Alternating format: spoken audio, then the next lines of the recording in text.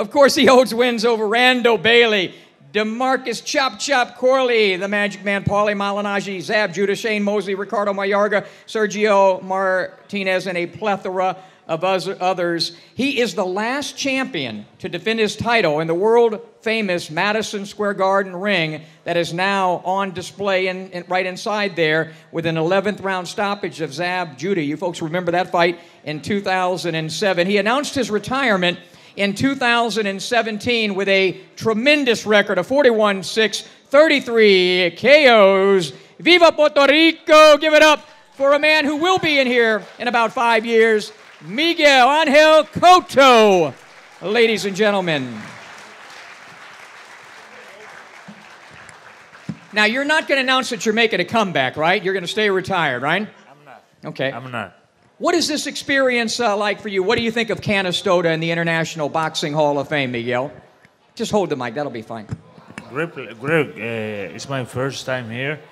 For me, it's an amazing experience, and I feel good being here.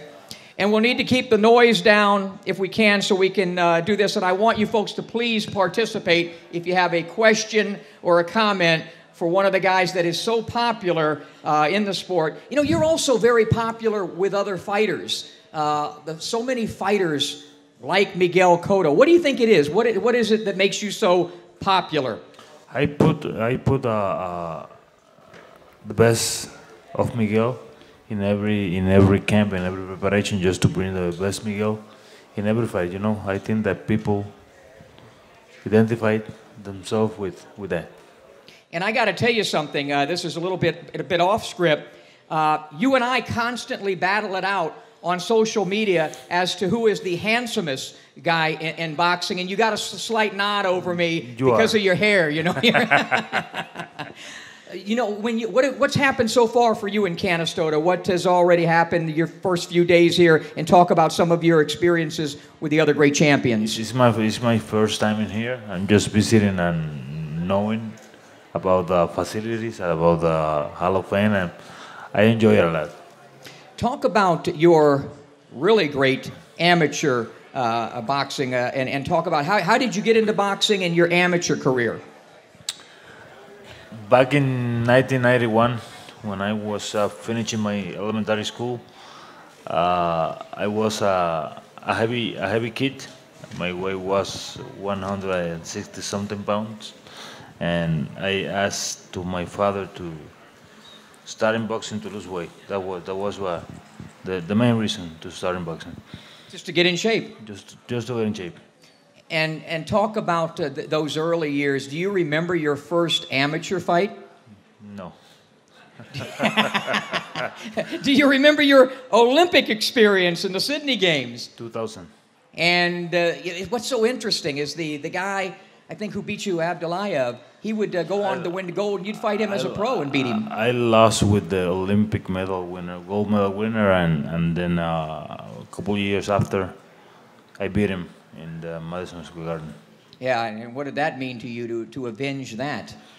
Just showing to the people that it's two different kind of boxing, you know. One is the amateur boxing and the other one is the pro boxing, you know. I feel really good beating him in 2000, 2004, 2005. When we think about the island of Puerto Rico and Benitez and Tito and of course Camacho, who also comes from New York, talk about what Puerto Rican fighters inspired you? The main reason that I get involved in boxing was just to put myself in a better, healthier position. But my real inspiration was my brothers. They became boxers first than me. Questions for Miguel Cotto, please step right over there. He's a fan favorite, and it's a rare opportunity that you get a chance to talk to him. How would you describe yourself as a fighter? You have the ability to box. You certainly have the ability to punch. How would you describe yourself as a fighter? Just a guy who used the boxing skill when he needed, and the guy who pressured the guy when he needed to pressure. He's so humble, ladies and gentlemen. You know what Emanuel Stewart told me about him? It's interesting because Manny would talk about, I remember him saying that he thought Mike McCallum might have been his best all-around fighter that he had, but he told me that the best left hook was Miguel Cotto's, and I remember being with you when Manny, you've had different trainers over your career, but what do you remember about Emanuel Stewart? Emmanuel was a really nice trainer with a lot of experience, and he brought a new, a fresh atmosphere to my group. Yeah, that's important for a fighter, isn't it, during his career, to have some changes and nuances and things. Exactly. All right, questions, here we go. Hi, Miguel. I went to all of your fights at Madison Square Garden and even made my wife go to the Zab Judah fight, which she totally didn't want to go to, but she liked it. My question for you is, how did the first fight with Antonio Margarito affect the rest of your career, in your opinion? I don't think that this fight affect anything on my career. That was just, everybody knows what happened during the fight, but I overcame the situation and put myself in a better position to myself, to work with myself in the future fights. You, like so many great fighters, you've overcome a lot. Weren't you involved in a pretty serious car accident and broke your arm, I believe, in 2001, right? August 18, 2001. I fell asleep at a wheel, and I crashed to the divisor wall on the highway, and I broke my humerus, right humerus, in 3 pieces. How long did it take to recover from? Did you think at that point that could be it, with your career? That was that. The doctor said that I need at least 18 months of recovery, but I came back in less than 8 months. Was that your right hand? Right hand. Well, no wonder you had such a great left hook. Good afternoon, Miguel. Good afternoon. If you could have one fantasy fight with anybody anywhere in history prior, maybe somewhere in the middleweight division, maybe somewhere in the 80s, anywhere, who would it be and why? It's a tough question. Aaron Pryor and him, I would have liked to see. That would have been a great fight. I think that the Duran, Roberto Duran, yeah. Why Duran? Duran is he's not the biggest Latin name in boxing. He's one of them, but I want to, and I'm always face the best one, you know. I think that this fight with Duran could be an amazing one. Thank you. Talk about facing the best. I'm just because you had such a stellar career, I'll just name a guy and you respond and talk about your fights with him. Sugar Shane Mosley. Sugar Shane Mosley. That was a fight in New York, in the Garden. I think in the Garden was what? 2000, back in 2007. Mosley was a quick guy, fast guy, but I think that we killed him in his own game. How so? We overcame him with our hand speed, and we put himself against the ropes in a lot of times. I want to go ahead for just a moment to 2008 in Las Vegas, July 26th. I was ringside. Leading up to that fight, I had done a countdown show where I picked Antonio Margarito to win the fight and then changed my pick, which I rarely do, the week of the fight, and I did some more studying of tape, and I said, Cotto will outbox this guy. He's just simply too good of a fighter. He'll beat Margarito. And you were beating Antonio Margarito. And then something happened during the fight, and I remember saying to my producer who was next to me, and I was scoring the fight, and I was getting all rattled saying, something's wrong. He's either broken his jaw or he's broken a rib or something is wrong. And when I felt that something was wrong, you probably knew something was wrong, but you had this look on your face. And then after the fight, we know what happened in that fight, and I remember making a comment. I remember making comments back in the press room, and somebody said, Smitty, you're just mad because you picked Cotto. I said, nah, something was wrong during that fight. When did you know, and do you know, that something was really wrong in that fight, which perhaps had to do with the hands of Antonio Margarito? During the fight, it was just another fight. But as soon as people start talking about the hand wrap situation in mostly fight, I believe that he did the same with us. Did that ever come across your mind, or in any discussions after the fight, before the Mosley fight, that something might have been wrong with his hands or something might have been in his gloves? No, never. Never. Yeah. But I certainly picked up on it because it just seemed like you were getting hit and staying hit, and it was very difficult to recover. Having said that, and then knowing what you would find out, the rematch with him, that had to be really personal, I would think. It was the most personal fight that I have ever had in my career. What was going through your mind during that fight? Just keep myself in our plan and showing to the people what really happened in our first fight. So it meant a lot more perhaps than just a fight. Were you trying to in any way tell him something as well? No, not himself, just the rest of the world. Mm-hmm. Question? By the way, I think we should give a round of applause for what he went through. Thank you. And what he recovered from and what he did in the rematch. Welcome to Canastota, Miguel. Thank you. Congratulations on a great career, and I wish you well in your retirement. Thank you. A question about when you first started working with Freddie Roach. Yeah. Was the adjustment harder psychologically or physically for you? I look after the Austin Trout fight. I look through LA to Freddie Roach as my savior in my career, and he was the guy who put a new, fresh enthusiasm, attitude yeah. in myself, and he make me be the Miguel from the beginning.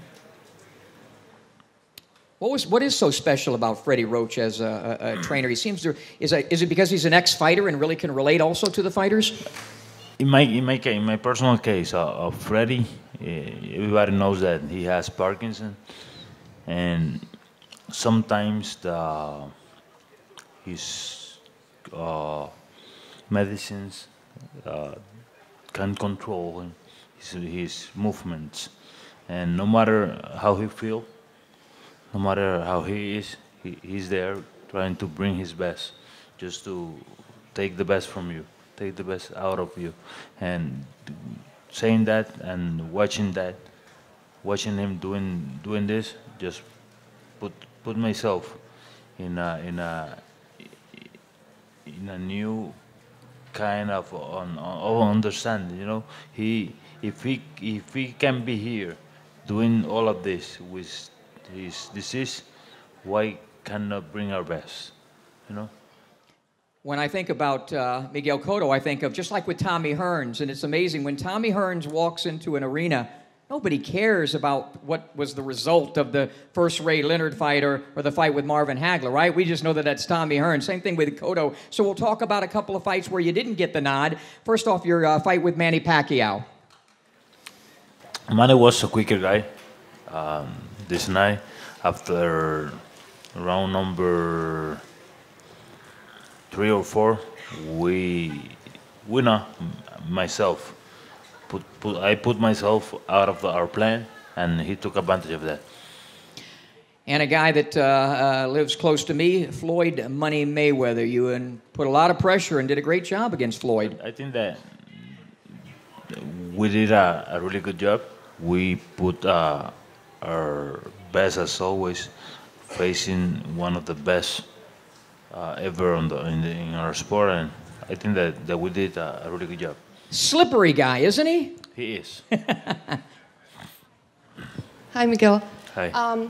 Question for you. I'm a professional fighter. I've had about 25 fights. And I got probably hoping a couple years left in the sport. And my biggest fear, I think, is missing that hype of next fight coming up and planning it and training and just, being excited about it. How did you know it was time for you to retire? That's my one question. Number two, are you afraid that you're going to miss it and, get to a point where you wish you could have one more fight and trying to find something to replace it with? Because there's really nothing like boxing. It's so hard to replace that feeling. I've been in boxing since I was 11. I put on the side a lot of things, like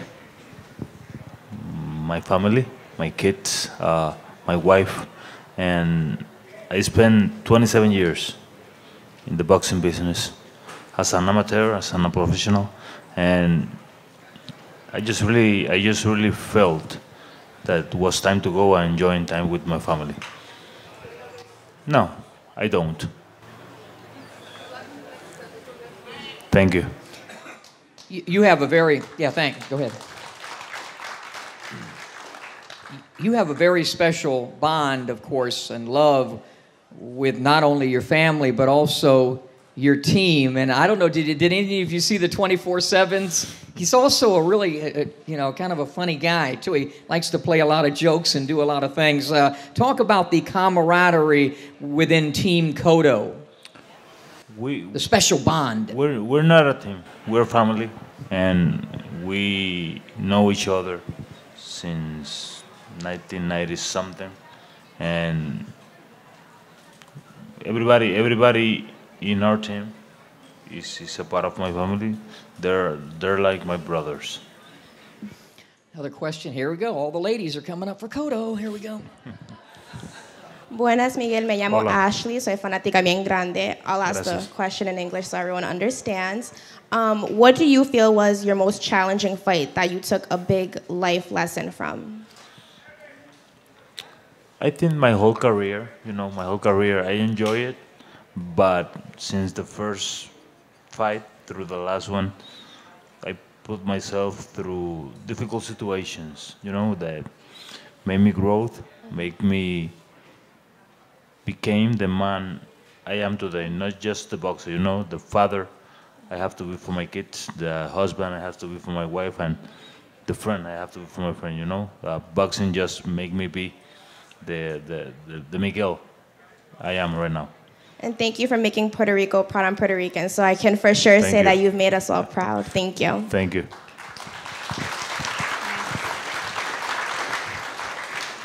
Hi, Miguel. Thank you for Hi. coming. Thank you. I wanted to say congratulations on Zorilla winning last night. Thank you. And he's one of your fighters. I wanted to ask you, how does being in the ring boxing versus being outside the ring now promoting compare? And who are some of your fighters that we should be watching? Promociones Miguel Cotto, our promotional company in Puerto Rico, was a dream of my father. He was the one who established our company, and we just, Brian, Hector, and I, we just are looking forward to make the dreams of my father came true, and we just put our effort, our best effort to try to bring back to the boxing community in Puerto Rico what boxing gave to me for all those years. Oh, we have two world champions, Alberto Machado and Angel Acosta. We have our guy who fought last night, Zorrilla. He's an outstanding kid, and those three kids you be watching. Thank you. What did it mean to go from a buck 40 fighter, 140-pound fighter and champion, and then to 147? And at the end of the day, you're beating Sergio Martinez to win the middleweight championship of the world. Never passed through my mind that I can ever go through 160. There was a situation that happened in the road, and we just accepted. But it was an amazing fight for us. Another amazing fight took place in Las Vegas, and against a redhead from Mexico, Canelo Alvarez, a fight that was razor close, and I think you won that fight. We believe so, yeah. But the judges are there to make the word, and we cannot argue with that. I don't know how much you follow. You're obviously promoting fights and bringing up fighters, but the Canelo Triple G fight. Did you see? You obviously saw their first fight, right? Yeah, Who do you think won their first fight? I saw Canelo taking advantage of a lot of the first rounds, and then Triple G overcame the situation, and he put a lot of pressure on the last part of the fight. So you probably would have leaned towards Gennady getting the decision? I believe that the draw was fair. Mm-hmm. Yeah. And what do you think about all that's taken place since then with the tainted meat in Mexico and the other things? And do you think these two will fight again?